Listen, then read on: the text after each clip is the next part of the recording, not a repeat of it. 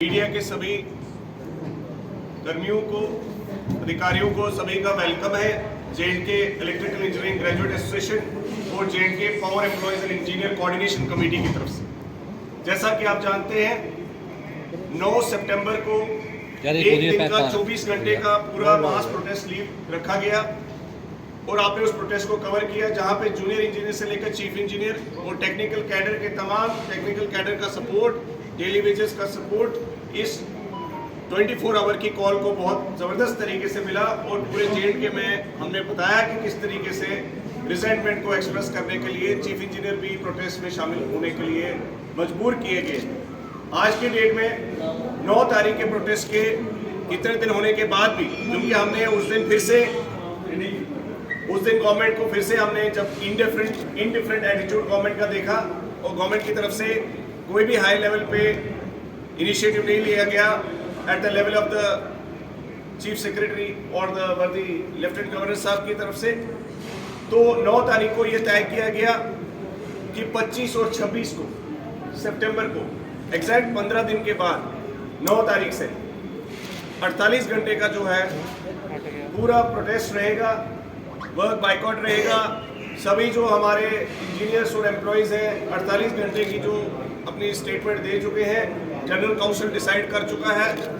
ये हमने कॉल 9 तारीख को ऑलरेडी कम्युनिकेट की है through writing to the government, also to the principal secretary of the government, to the power development department, chief secretary साहब को, इन सभी आला अधिकारियों को इस बात की संज्ञान कर दिया गया है कि 25 और 26 को जो है again a token 48-hour demonstration and protest will be carried out by the employees of the power development department. आपको जैसे पता है 750 से ज़्यादा इंजीनियरिंग कैडर की वैकेंसीज, जिसमें एक्सेंस की, एडब्ल्यूज की, एईज की, जेईज की कमी बहुत ज़्यादा डिपार्टमेंट में है।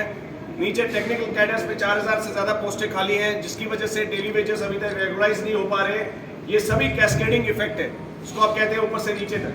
जब तक आप इसको रिजॉल्व नहीं करेंगे, कंज्यूमर्स जो बार बार सफ़र कर रहे हैं और पीक समर में जो प्रॉब्लम्स आती हैं वो आप देख रहे हैं, उनको एड्रेस करने में इतनी दिक्कत हो रही है कि एक जूनियर इंजीनियर्स के पास, फीडर मैनेजर्स के पास 20-20, 21-21 फीडर देने पड़ रहे हैं। जो चीफ इंजीनियर्स, असिस्टेंट इंजीनियर्स और जूनियर इंजीनियर्स के ग्रेड में सैलरी ले रहे हैं, वो 2019 का डिसीजन अभी तक इम्प्लीमेंट नहीं हुआ, जो कि एग्रीमेंट में भी हमारे साथ 2021 की पावर स्ट्राइक के बाद ये एग्रीमेंट किया गया था।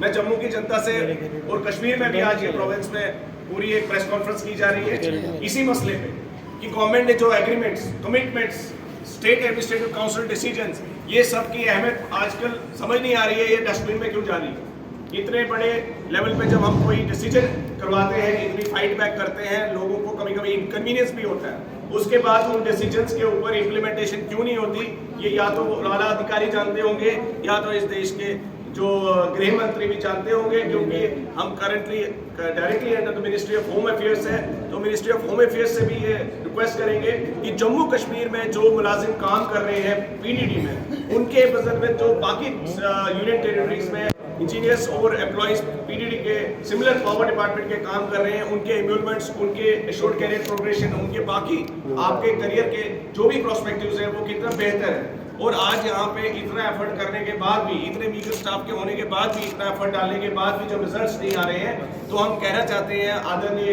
अपने ऑनरेबल एलजी साहब से और गृह मंत्री साहब से कि आप इसका संज्ञान लें। आज जो हमारा पहला नोटिस था 24 अगस्त का था, आज नियरली उस नोटिस को नियरली जो है नियरली 1 महीना होने को जाएगा 25 तारीख को, और 25 तारीख तक कोई रिजल्ट नहीं आए। ये कोई एक दिन की बात नहीं है।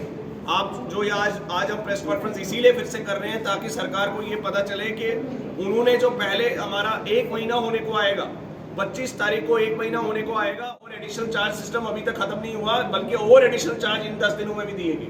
आपको यकीन नहीं होगा, चीफ इंजीनियर ट्रांसमिशन डिस्ट्रीब्यूशन को, जिन्होंने पूरा दिन पब्लिक को सुनना है, उनको चीफ इंजीनियर ट्रांसमिशन का भी चार्ज दे दिया। अभी आपको एक और न्यूज़ है कि सुपरिटेंडिंग इंजीनियर कठुआ के जो है वो जम्मू में बैठ के काम ऑपरेशन मेंटेनेंस सर्कल जम्मू देख रहे हैं। तो आप खुद ही समझ सकते हैं कि नियरली 6, 7, 8 डिविजन्स की रिव्यू लेना, उनकी प्रोग्रेस देखना, उनकी विजिट्स करना, ये कहाँ से पॉसिबल है। तो हम बार बार ये कहना चाहते हैं कि एडिशनल चार्ज सिस्टम किसी हद तक सक्सेसफुल है, लेकिन ये सबसे महत्वपूर्ण डिपार्टमेंट जो है संसद सर्विसेज का है। और यकीन न मानिए, आपको मैं बताना चाहता हूँ, हमारे मुलाजिम अभी भी सैलरीज के बिना है। और ये जो काले बैचेस हमने आज पहने हुए हैं, सभी ने काले बैचेस पहने हुए हैं, क्योंकि ना ही हमारे वो एड्रेस हुए इशू जो हमें अभी तक रेज किए। और काले बैचेस आज हमने इसलिए भी पहने हुए हैं क्योंकि अभी तक हमारी सैलरी नहीं मिली। मैं प्रिंसिपल सेक्रेटरी फाइनेंस से पूछना चाहता हूं, क्या उन्होंने अपनी सैलरी रोकी? उन्होंने अपने डिपार्टमेंट की सैलरी रोकी? उन्होंने अभी तक पावर डेवलपमेंट डिपार्टमेंट के 21,000 लोगों की तनख्वाह क्यों नहीं डाली? और दीगर डिपार्टमेंट जो उनकी नजर में हो उनकी क्यों नहीं डाली? सेकंड क्लास ट्रीटमेंट हमारे ही डिपार्टमेंट के साथ क्यों करना पड़ रहा है? 21,000 मुलाजिम अगर सफर कर रहे हैं तो क्या किसी ब्यूरोक्रेट की सैलरी रोकी गई? क्या उनकी सैलरी पहले उन्होंने ऑस्टेरिटी मेजर में क्यों नहीं छोड़ी? अगर सरकार के पास आज फाइनेंशियल क्रंच है तो मुझे बताइए, किसी ब्यूरोक्रेट ने वॉलंटरली कहा कि हमारे सारे IAS ऑफिसर जो है इस महीने की सैलरी जो है 1 तारीख को नहीं लेंगे, अगले महीने की 1 तारीख को लेंगे?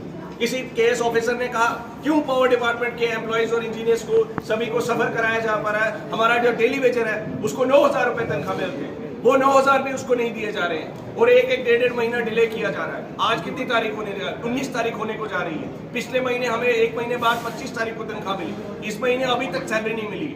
तो ये जो डिले हो रहा है, मुझे बताइए, अगर फाइनेंशियल क्रंच है तो क्या सिर्फ PDD डिपार्टमेंट के लिए है, बाकी डिपार्टमेंट्स के लिए नहीं है? कोई आप फर्स्ट इन फर्स्ट आउट कौन सी सर्विस कर रहे हैं? हमारा 1 तारीख को बिल गया ट्रेजरी पे, आज 1 तारीख से 19 तारीख हो गई, अभी तक सैलरी नहीं है। सारे एम्प्लॉयज बिना सैलरी के बैठे हुए हैं। तो लगातार मैं पूछना चाहता हूं सरकार से कि आप ये इश्यूज को एड्रेस कब करेंगे? क्या आप ये चाहते हैं कि लोग सभी जो है मुलाजिम आप अभी अपने कॉम्प्लेक्स में जो है हम 25 और 26 को कर रहे हैं, अगर उस दिन भी ये सरकार अपनी बातों पे अमल नहीं करती है तो ये जो प्रदर्शन है सड़क पे उतरने के लिए 25 तारीख के बाद इसको कोई भी नहीं रोक पाएगा और हम मजबूर होंगे अपने एम्प्लॉयज और तमाम। आज मैं बताना चाहता हूँ, यहाँ पे हमारे साथ डिप्लोमा इंजीनियर्स एसोसिएशन के लोग भी बैठे हुए, जयपाल शर्मा जी, यहाँ पे अखिल शर्मा जो डेली वेजर्स एसोसिएशन को लीड करते हैं वो भी हैं, लाइनमैन एंड वर्कर्स यूनियन के भी प्रधान बैठे हुए हैं, टेक्निकल एम्प्लॉयज फेडरेशन के जी सिंह साहब, रजिंदर सिंह जी बैठे हुए हैं, तमाम Bishan Singh ji electric employees union के बैठे हुए हैं, 2 नॉन गेस्टेड एम्प्लॉयज यूनियन के बैठे हुए हैं। ये सभी ओहदेदार आज JK का की ये कॉल जो है, क्योंकि आप समझ सकते हैं कि हमने सभी एम्प्लॉयज के मुद्दे इसमें रखे हुए हैं और आज की डेट में ये सभी यहाँ पे आपको फिजिकली प्रेजेंट होकर अपनी इस शमूलियत इस कॉल में बताना चाहते हैं। और शायद सरकार ने पिछली बार ये समझ लिया कि ये जो लोग हैं शायद कुछ थोड़े से इंजीनियर्स प्रोटेस्ट कर रहे हैं, ऐसा नहीं है। 48 घंटे की जो हड़ताल होने जा रही है, जो प्रोटेस्ट होने जा रहा है, उसमें तमाम बिजली के सभी मुलाजिम जो है एकजुट होकर एक आवाज में पूछेंगे, why disconnection with PDD only.